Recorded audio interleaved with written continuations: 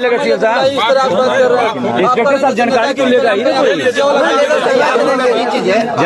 जानकारी दोस्तों नमस्कार, मैं हूं शीतला तिवारी। दोस्तों इस वक्त उत्तर प्रदेश समेत जो है देश में जो अपराधियों का हौसला है वह बुलंद हो गया है और अपराधी इतने बेखौफ हो गए हैं कि कब किसकी हत्या कर देंगे आप यह समझ ही नहीं पाएंगे।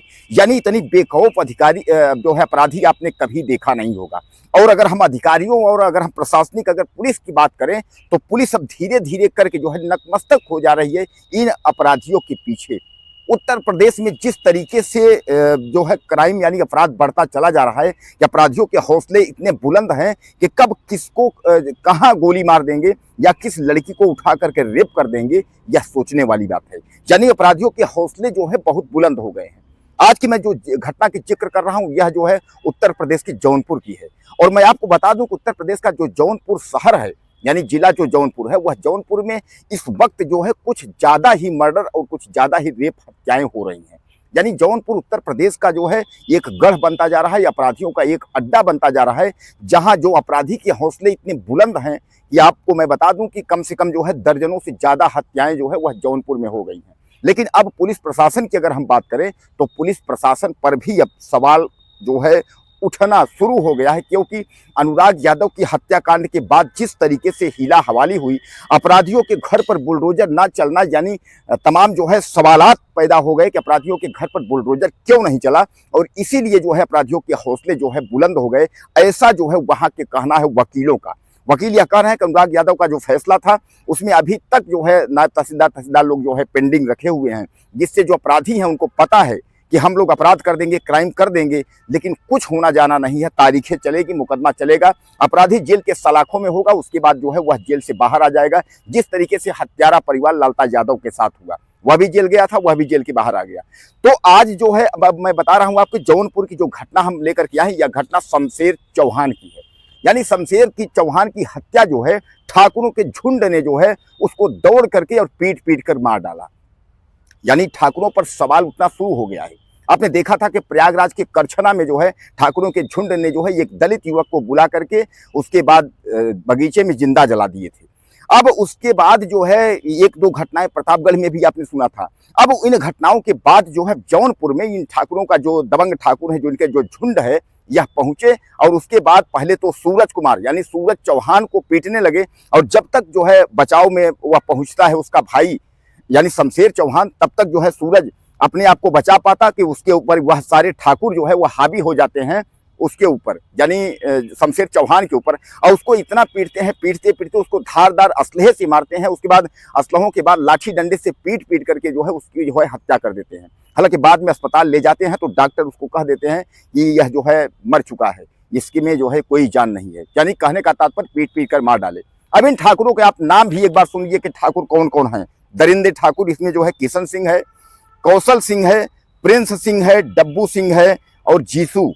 यानी यह ठाकुरों का जो गिरोह जो झुंड है, यह झुंड जो है दौड़ा दौड़ा करके और तड़पा तड़पा करके जो है शमशेर की हत्या कर दी। अब दोस्तों इसकी आप समझ लीजिए कि यह कहां से इसका शुरुआत हुआ है, आखिर ऐसा क्या दुश्मनी उससे था। ऐसा दुश्मनी यह था कि यह बताया जा रहा है कि काजल चौहान यानी शमशेर सिंह की जो बहन है वह काजल चौहान जो है वह शिवम सिंह नाम के व्यक्ति से बात करती थी। यानी जो शिवम सिंह व्यक्ति है वह शिवम सिंह के नाम के व्यक्ति से जो है वह बात करती थी। यानी वह उससे जो है एक तरीके से आप मान के चलिए कि प्यार करती थी।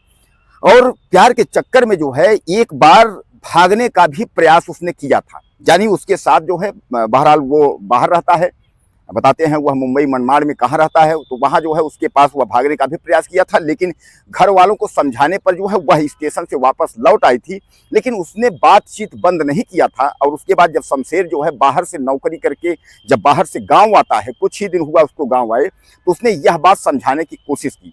हालांकि एक बार और घर से झगड़ा हुआ था, दोनों पक्ष जो है थाने गए थे और थाने में समझौता हो गया था। समझौता के बाद जो है यह ठाकुरों का जो झुंड है यह और उसके बाद जो है चौहान, यह दोनों जो है समुदाय वहां पहुंचते हैं। उसके बाद जो है एक बार समझौता हो जाता है। लेकिन यह तब से जो है वह खुन्नस खाया, यानी जो शिवम और यह जो झुंड है ठाकुरों का, यह तब से खुन्नस खाया रहता है कि कब इसकी हत्या कर दें।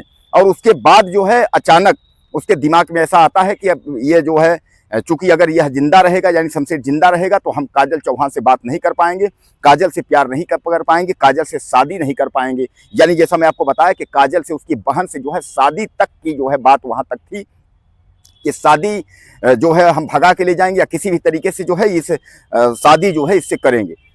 दोस्तों अब उसके बाद जो है कहानी यहीं से शुरू होती है कि वह लोग जो है वहां पहुंचते हैं दिन दहाड़े, और उसके बाद जो है सूरज यानी शमशेर के भाई को जो है पीटने लगते हैं। शमशेर दौड़ के जाता है तो सारे जो है शमशेर पर टूट पड़ते हैं और शमशेर को पीटते पीटते मार डालते हैं। जब तक वह चिल्लाता है, चारों तरफ जो है गुहार लगाता है, कोई दौड़ नहीं पाता, तब तक जो है उसकी उन लोग जो है हत्या कर देते हैं। हत्या करने के बाद फरार हो जाते हैं।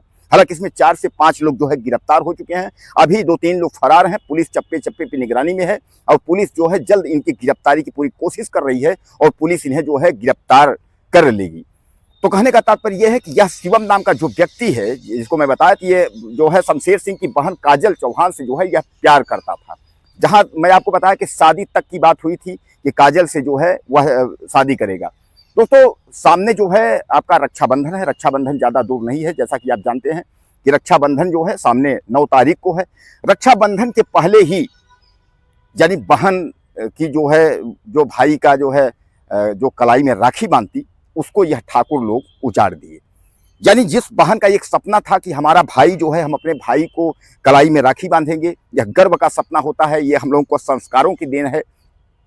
तो उस रक्षाबंधन से जो है क्षण भर पहले यानी जो है 1 हफ्ते 10-9 दिन पहले जो है उसकी हत्या यह लोग कर दिए। दोस्तों क्या इस देश को हो क्या गया है? आखिर ऐसा हो क्यों रहा है? क्या इनको जो है ऐसा लगता है कि सजातीय होने के नाते योगी आदित्यनाथ कोई कार्रवाई नहीं करेंगे? आपने देखा है कि योगी आदित्यनाथ बराबर कार्रवाई कर रहे हैं, बुलडोजर भी चल रहा है और कार्रवाई भी कर रहे हैं। कोई ऐसा भी नहीं है कि वो जो यादव है या ठाकुर है, मुस्लिम है, पंडित है, कि योगी आदित्यनाथ छोड़ देंगे, ऐसा नहीं है। तमाम जो है टिंकू पिंकू सिंह जो हैं उनको तमाम पैर पे गोली मार करके उनको इंटरव्यू करके उनको जेल भेजा जा रहा है, गिड़गिड़ा रहे हैं।